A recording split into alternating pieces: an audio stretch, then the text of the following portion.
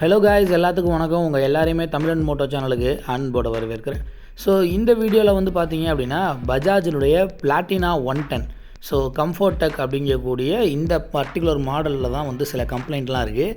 So அதை வந்து நம்ம சால்வ் பண்ண போகிறோம். ஸோ ஜென்ரல் சர்வீஸ் மாதிரி சில ஒர்க்கும் பண்ண போகிறோம். ஸோ கஸ்டமர் வந்து பார்த்தீங்க அப்படின்னா இந்த வெஹிக்கிளை வந்து நிறைய இடங்கள் வெளியில் விட்டுருக்காங்க. பட் அது அவங்க இதுக்கு முன்னாடி எங்கே ஒர்க் பண்ணாங்கன்னு தெரியல. அவங்க ஆக்சிலே வந்து பார்த்தீங்க அப்படின்னா திருப்பி தான் போட்டிருந்தாங்க. ஸோ நாங்கள் ஆக்சில் வந்து ஃபஸ்ட் நம்ம ட்ரெயினியை விட்டு ரிமூவ் பண்ண சொன்னோம். ஸோ ஃபுல்லாக வந்து பார்த்தீங்க அப்படின்னா ஒவ்வொன்றையும் ஆஸ் பர் ப்ரொசீஜர் படி அவங்களும் வந்து ஃபுல்லாக ரிமூவ் பண்ணாங்க. இப்போ ஆக்சில் வந்து நீங்கள் கவனிச்சிங்கனாலே தெரியும். ஸோ ஆக்சுவலாக வந்து இந்த போடக்கூடிய ஹெட் சைடு வந்து பார்த்தீங்க அப்படின்னா எப்போவுமே நமக்கு லெஃப்ட் சைடில் வரும். பட் அவங்க வந்து ரைட் சைடில் போட்டிருக்காங்க. அண்டு இன்னொரு முக்கியமான ப்ராப்ளம் என்ன அப்படின்னு பார்த்தீங்கன்னா இந்த வீலில் வந்து ஒரு 2 பிரேக்ஸையும் கம்பைன் பண்ணுற மாதிரியான ஒரு டெக்கு கொடுத்துருக்காங்க.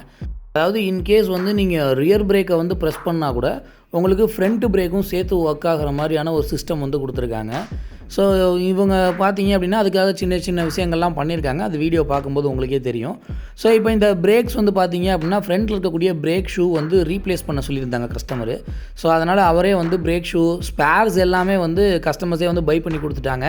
ஸோ அதனால் அவங்க பஜாஜில் ஓஇ ப்ராடக்ட்டே வந்து வாங்கி கொடுத்துட்டாங்க. ஸோ இப்போ ஃப்ரண்ட்டில் இருக்க பிரேக் ஷூ வந்து பார்த்தீங்க அப்படின்னா நம்மளோட ட்ரெயினி வந்து ரீப்ளேஸ் பண்ணுறாரு.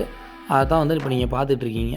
ஸோ ஸ்ப்ரிங்ஸ் எல்லாம் வந்து ஓல்டுக்கு பழைய ஸ்ப்ரிங்ஸே வந்து யூஸ் பண்ணிக்கிட்டோம். அதுவே நல்லா தான் இருக்குது. ஸோ அந்த ஸ்டிஃப்னஸ் எல்லாமே செக் பண்ணி பார்த்தப்போ நல்லா இருக்குங்கிறனால அதவே யூஸ் பண்ணியாச்சு. அண்ட் பிரேக் ஷூ வந்து மாட்டுறதுக்கு முன்னாடி அது மாட்டக்கூடிய அந்த பர்டிகுலர் பிளேசஸ் அந்த கேமு இது எல்லாத்தையுமே வந்து நீட்டாக என்ன பண்ணுறாங்க அப்படின்னா கிளாத் வச்சு ஃபுல்லாக துடைக்கிறாங்க. ஸோ துடைச்சதுக்கப்புறமா அதில் ஸ்லைட்லி உள்ளே இருக்கக்கூடிய அந்த ஸ்பீடோமீட்டர் பினியனுக்கு வந்து கொஞ்சம் க்ரீஸ் வந்து அப்ளை பண்ணிவிட்டு அதே மாதிரி இந்த கேமுக்கும் வந்து பார்த்தீங்க அப்படின்னா கொஞ்சமாக வந்து க்ரீஸ் வந்து அப்ளை பண்ணுறோம். ஸோ எதுக்காக இந்த க்ரீஸ் வந்து அப்ளை பண்ணுறோம்னா கேம் வந்து ஒவ்வொரு தடவை நமக்கு பிரேக் பிடிக்கும்போது ஹீட் ஜென்ரேட் ஆகிறப்ப மேபி வந்து சின்ன டிஃப்ளெக்ஷன்ஸ் வர்றதுக்கு வாய்ப்பு இருக்குது. அதே மாதிரி வந்து பார்த்திங்கன்னா உள்ளுக்குள்ளே இருக்கக்கூடிய அந்த ஸ்பீடோமீட்டர் பினியனுக்கு வந்து அது பிளாஸ்டிக்கில் கொடுத்துருப்பாங்க. ஸோ அதனால் வந்து அது வந்து ரொம்ப ஹீட் ஆகிறதுக்கான சான்சஸ் இருக்குது ஹை ஸ்பீடில் ரன் ஆகும்போது. அதனால் க்ரீஸ் வந்து நம்ம அப்ளை பண்ணிக்கிட்டோம் அப்படின்னா அது வந்து அதனுடைய லைஃப்பை வந்து இன்னும் கொஞ்சம் இன்க்ரீஸ் பண்ணுறதுக்கு நிறையா வாய்ப்புகள் இருக்குது. ஸோ பிரேக் ஷூ வந்து பார்த்தீங்க அப்படின்னா பர்ஃபெக்டாக வந்து ஃபிக்ஸ் பண்ணியாச்சு. ஸோ இப்போ இதை வந்து ஃப்ரண்ட் வீலில் வந்து ஃபிக்ஸ் பண்ணிடலாம். ஆக்சுவலாக என்ன இன்னொரு ப்ராப்ளம் இருக்குதுன்னு சொன்னேன் இல்லைங்களா, அந்த இன்னொரு ப்ராப்ளம் என்ன அப்படின்னு பார்த்தீங்கன்னா இந்த பிரேக்ஸ் வரக்கூடிய அந்த பிரேக் லைன் வந்து கனெக்ட் பண்ணியிருக்காங்க பார்த்தீங்களா, அந்த லிவர் வந்து பார்த்திங்கன்னா ப்ரீவியஸாக இருந்தவங்க கலட்டி அதனுடைய டைரக்ஷனை கொஞ்சம் சேஞ்ச் பண்ணி போட்டிருக்காங்க. ஸோ இப்படி சேஞ்ச் பண்ணி போட்டனால என்ன பிரச்சனைனா பின்பக்க பிரேக்கு வந்து சுத்தமாக பிடிக்கவே பிடிக்காது. ஏன்னா பின்னாடி பிரேக்கை வந்து நீங்கள் அமுக்கவே முடியாது. இதில் front brake and rear brakes ரெண்டுமே வந்து ஒன்றுக்கு ஒன்று இன்டர்லிங்க்டாக இருக்கிறதுனால நம்மளால் வந்து ஃப்ரண்ட் பிரேக்கில் வரக்கூடிய ஒயரை வந்து அவங்க லாக் பண்ணிட்டாங்க அப்படின்னா பின்னாடி பிரேக்கை வந்து ப்ரெஸ் பண்ண முடியாது. ஏன்னா இந்த ஒயர் வந்து பார்த்திங்கன்னா பின்னாடி இருக்கக்கூடிய பிரேக் பெடலை வந்து நம்ம ப்ரெஸ் பண்ண விடாமல் இழுத்து வந்து பிடிச்சி வச்சுக்குது. ஸோ அது ஒரு ப்ராப்ளம் இருந்தது. அதை வந்து நாங்கள் ரெக்டிஃபை பண்ணோம். ஸோ இப்போ வந்து பார்த்திங்க அப்படின்னா நம்ம கழட்டின மாதிரியே வந்து மறுபடியும் பிரேக் ஷூ வந்து சேஞ்ச் பண்ணிவிட்டு ஃபிக்ஸ் பண்ணியாச்சு. ஸோ அதான் இப்போ நீங்கள் வந்து பார்த்துட்ருக்கீங்க. நம்ம ட்ரெயினிங் வந்து ஃபிக்ஸ் பண்ணிகிட்ருக்காங்க. ஃப்ரண்ட் வீல் வந்து பார்த்திங்கன்னா ஃபுல்லாக வந்து டைட் வச்சாச்சு. ஸோ டைட் வச்சதுக்கப்புறமா பிரேக் அட்ஜஸ்ட்மெண்ட்ஸ் வந்து பண்ணுறாங்க. ஸோ நான் ஏற்கனவே சொல்லியிருந்த மாதிரி இதில் ஃப்ரண்ட் அண்ட் ரியர் பிரேக் ரெண்டுமே கம்பைன்ட் அப்படிங்கிறனால இந்த பிரேக் அட்ஜஸ்ட்மெண்ட் பண்ணுறவங்க கொஞ்சம் அவங்க பிரேக்கை பிடிச்சி பார்த்து கரெக்டாக பர்ஃபெக்டாக வைங்க.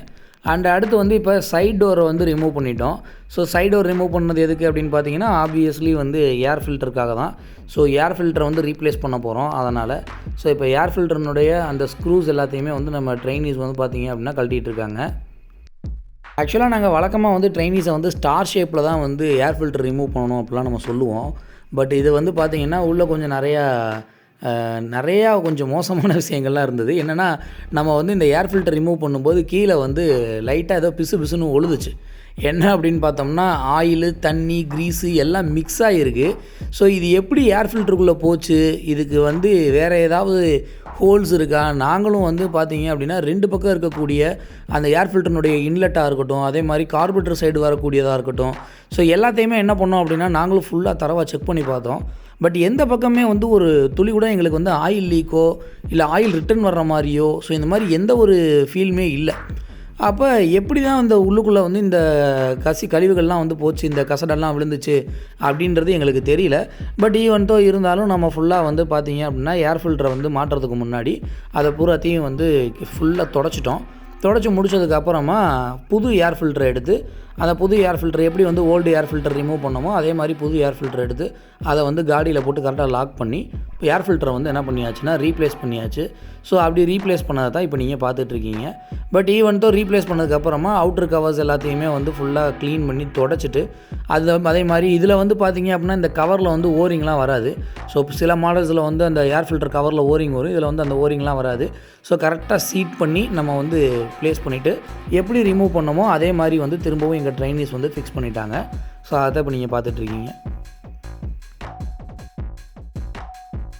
நெக்ஸ்ட்டு வந்து பார்த்திங்க அப்படின்னா சீட்டை வந்து ரிமூவ் பண்ண போகிறோம். ஸோ எதுக்காக சீட்டை கலட்டணும் அப்படின்னு பார்த்தீங்கன்னா பின்பக்கம் வந்து இண்டிகேட்டர் வந்து உடஞ்சி தொங்குது.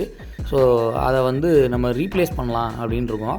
கஸ்டமரே ஆக்சுவலாக ரீப்ளேஸ் பண்ண சொல்லியிருந்தாங்க. ஸோ அதனால் ரீப்ளேஸ்மெண்ட் பண்ணுறோம். ஸோ இப்போ பார்த்தீங்க அப்படின்னா இந்த ஒயர் கனெக்ஷன்ஸ் வந்து எடுக்கிறதுக்காக தான் வந்து இந்த சீட் வந்து ரிமூவ் பண்ண வேண்டியதாக இருந்தது. ஸோ இண்டிகேட்டர்னுடைய அந்த ஒயர் கிளிப்பை வந்து ரிமூவ் பண்ணியாச்சு. அதே மாதிரி இண்டிகேட்டர்னுடைய உள்பக்கம் வந்து பார்த்திங்க அப்படின்னா நமக்கு வந்து நட்டு போட்டு டைட் வச்சுருப்பாங்க. ஸோ அதையும் வந்து ரிமூவ் பண்ணணும்.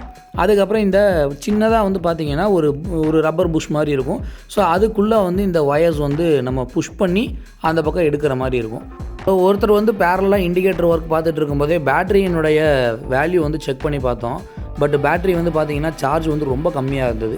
அதனால் என்ன பண்ணிட்டோம் அப்படின்னா சார்ஜ் போடுவோம் அப்படின்னு சொல்லிட்டு பேட்டரி வந்து ரிமூவ் பண்ணுறோம்.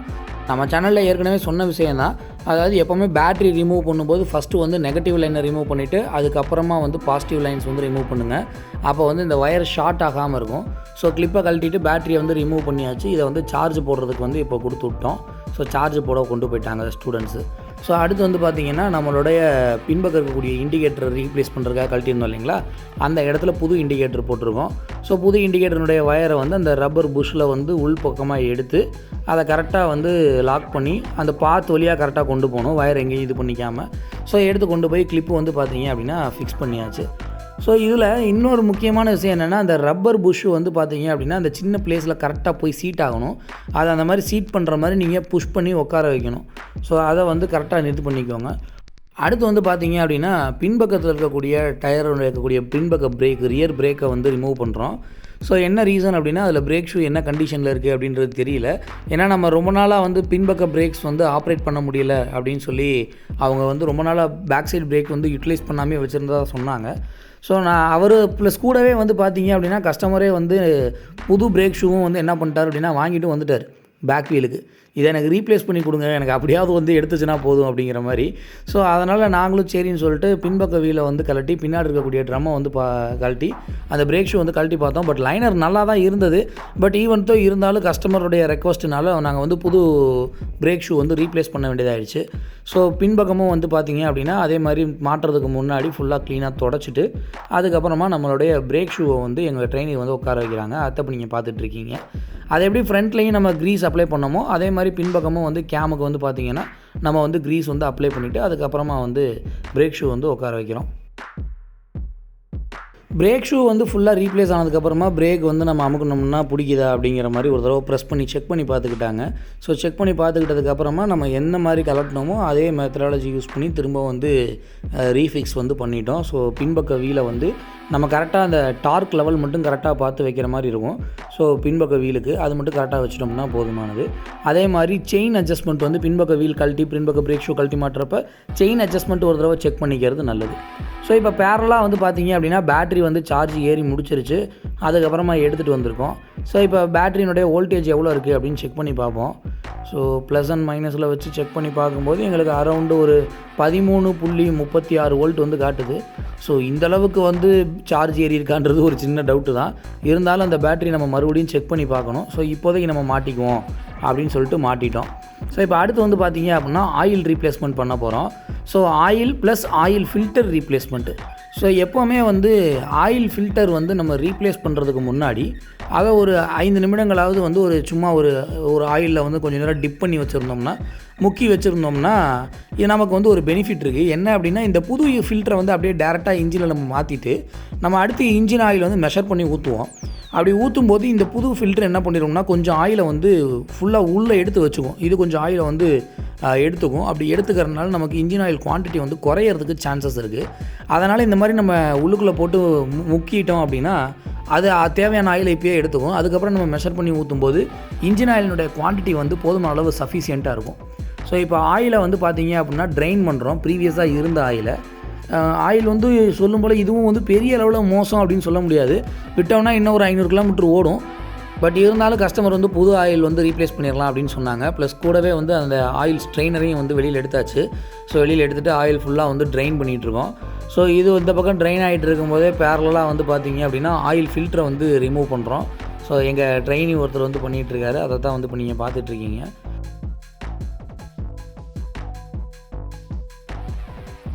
ஸோ ஆயில் ஃபில்டருக்கு உண்டான கவர் வந்து ரிமூவ் பண்ணதுக்கப்புறமா சைடில் வந்து லைட்டாக ஆயில் ஒழுகும், அதையும் வந்து கரெக்டாக கீழே வந்து பேன் வச்சு பிடிச்சிக்கோங்க.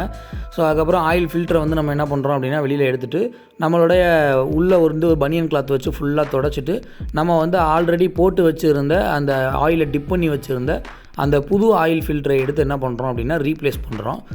இது ரொம்ப சிம்பிளான ஒர்க் தான். பட் வந்து அதை செய்யும்போது வந்து பார்த்திங்க அப்படின்னா அந்த பின்பக்கம் இருக்கக்கூடிய அதில் அந்த ஒரு ஓரிங்கெல்லாம் கரெக்டாக இருக்கா அப்படிங்கிறத செக் பண்ணிக்கணும் ஒரு தடவை. அப்படி அது நல்லா இல்லை அப்படின்னா ரீப்ளேஸ் பண்ணிடணும். சப்போஸ் அதை பார்க்காம விட்டுட்டோம் அப்படின்னா நமக்கு வந்து இதை ரீப்ளேஸ் பண்ணதுக்கப்புறம் இது வழியாக ஆயில் வந்து சொட்டாக வடிகிறதுக்கெல்லாம் சான்சஸ் இருக்குது. ஃபுல்லாக ஆயில் வந்து ட்ரைன் ஆனதுக்கப்புறம் நம்ம எந்த மாதிரி கலட்டினோமோ அதே மாதிரி ஆயில் ஸ்ட்ரெயினர் உள்ளே வச்சு திரும்ப வந்து நம்ம ட்ரெயின் போல்ட்டு வந்து போட்டு டைட் வச்சிடறோம். ஸோ 1 லிட்டரில் வந்து பார்த்திங்க அப்படின்னா கிட்டத்தட்ட வந்து ஒரு 100 ml வந்து ஆயில் ஃபில்ட்ரு வந்து உறிஞ்சிருச்சு. மீதி ஒரு 900 ml இருக்குது. பட் இந்த வண்டிக்கு வந்து பார்த்திங்கன்னா குவான்டிட்டி வந்து அரௌண்ட் 850 ml பக்கத்தில் வரும்னு நினைக்கிறேன்.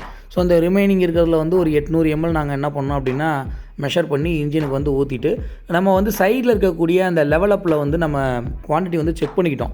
மினிமம் டு மேக்ஸிமம் லெவலில் வந்து கரெக்டாக இருக்கா அப்படின்றத வந்து நம்ம செக் பண்ணிக்கிட்டோம். ஸோ ஒரு 800 ml பக்கம் அதுக்கு ஃபுல்லாக வந்து என்ன பண்ணியிருந்தது அப்படின்னா பிடிச்சிருந்தது. நாங்கள் இருந்தாலும் 830 பக்கத்தில் ஊற்றிருந்தோம். ஸோ ஊற்றிட்டு மேலே வந்து டைட் வச்சுட்டோம். அடுத்து வந்து ஸ்பார்க் ப்ளக் வந்து ரீப்ளேஸ் பண்ணுறோம். ஸோ பழைய ஸ்பார்க் ப்ளக் வந்து பார்த்திங்கன்னா ஃபவுலிங் ஆகி உள்ளே ஃபுல்லாக அடியாக இருந்தது. அதனால் வந்து ஸ்பார்க் ப்ளக் வந்து ரீப்ளேஸ் பண்ண வேண்டியதாக இருக்குது. ஸோ வந்து ஸ்பார்க் ப்ளக் ரெண்டையுமே வந்து நம்ம ரிமூவ் பண்ணிவிட்டு புது ஸ்பார்க் ப்ளக்கை போட்டு என்ன பண்ணியாச்சு அப்படின்னா ஃபுல்லாக வந்து டைட் வச்சாச்சு. ஸோ இப்போ ஆல்மோஸ்ட் வந்து பார்த்திங்க அப்படின்னா ஜென்ரல் சர்வீஸ் எல்லாமே வந்து முடிந்தது.